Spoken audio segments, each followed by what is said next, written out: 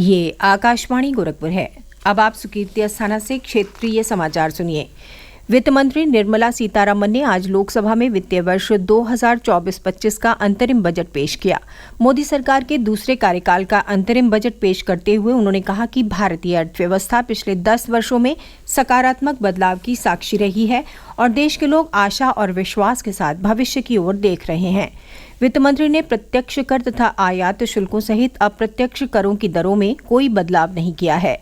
उन्होंने कहा कि ये दरें यथावत रहेंगी। वित्त मंत्री ने कहा कि अगले वर्ष के लिए बुनियादी ढांचागत विकास में पूंजीगत व्यय 11.1% बढ़ाकर 11,11,111 करोड़ रुपए किया जाएगा।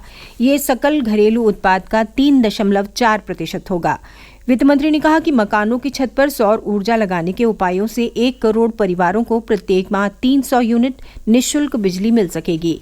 वित्त मंत्री निर्मला सीतारमन द्वारा 2024-25 के लिए अंतरिम बजट पेश करने के बाद सदन के दोनों सदनों को दिन भर के लिए स्थगित कर दिया गया।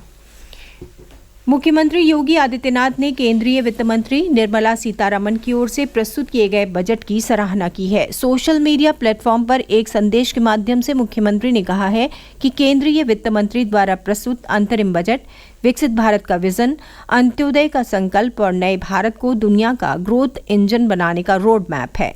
ये लोक कल्याणकारी बजट नए भारत को $5 ट्रिलियन की इकोनॉमी बनाने का मार्ग प्रशस्त करेगा।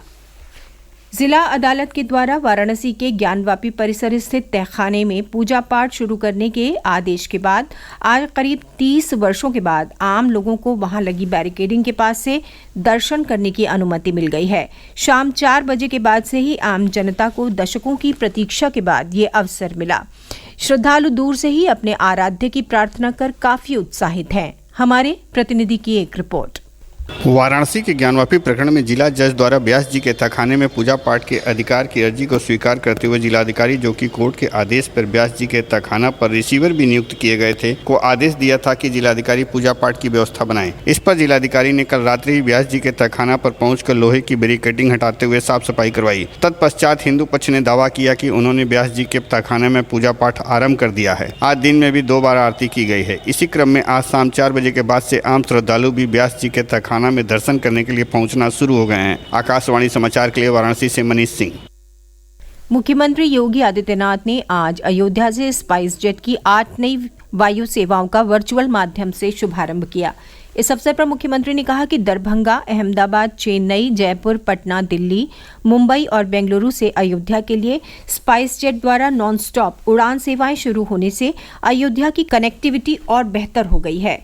इससे पर्यटन में भी वृद्धि होगी। इससे पहले दिल्ली, अहमदाबाद, मुंबई, कोलकाता और बेंगलुरु के लिए अयोध्या से वायु सेवा प्रारंभ हो चुकी है, जो सफलतापूर्वक संचालित हो रही है। इस अवसर पर केंद्रीय नागर विमानन मंत्री ज्योतिरादित्य सिंधिया और राज्य मंत्री वीके सिंह भी मौजूद रहे। बच्चों के पेट में होने वाले कृमि संक्रमण को रोकने के लिए प्रदेश भर में राष्ट्रीय कृमि मुक्ति दिवस अभियान चलाया जा रहा है। इस दौरान बच्चों को कीड़ों के असर को खत्म करने की दवा खिलाई जा रही है।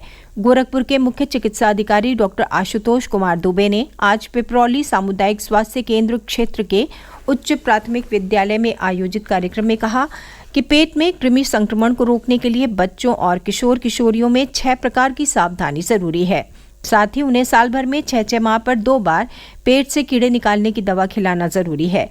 इसी क्रम में कुशीनगर, पीलीभीत, मऊ, अमरोहा सहित अन्य जनपदों में 1 वर्ष से 19 वर्ष के बच्चों को कृमिनाशक दवा का सेवन कराया गया। पश्चिमी उत्तर प्रदेश सहित विभिन्न जनपदों में बीती रात से रुक रुक कर हो रही बारिश और ओलावृष्टि ने लोगों को ठंड से ठिठुरने पर मजबूर कर दिया है। मौसम विभाग के अनुसार इस पूरे सप्ताह बारिश की संभावना समस्त प्रदेश में बनी रहेगी। प्रदेश के पीलीभीत, संभल, गौतम बुद्ध नगर, अलीगढ़, बरेली, बागपत और सहारनपुर में रात भर रुक रुक कर हुई बारिश ने लोगों को ठंड से काफी परेशान किया। बारिश की वजह से तापमान में गिरावट दर्ज की गई है। आने वाले दिनों में भी बारिश और हवा की वजह से ठंड बढ़ने की संभावना है। ये समाचार बुलेटिन हमारे YouTube channel AIR news Gorakhpur और ट्विटर हैंडल AIR News_GKP पर भी उपलब्ध है। इसके साथ ही क्षेत्रीय समाचारों का ये बुलेटिन समाप्त हुआ। नमस्कार।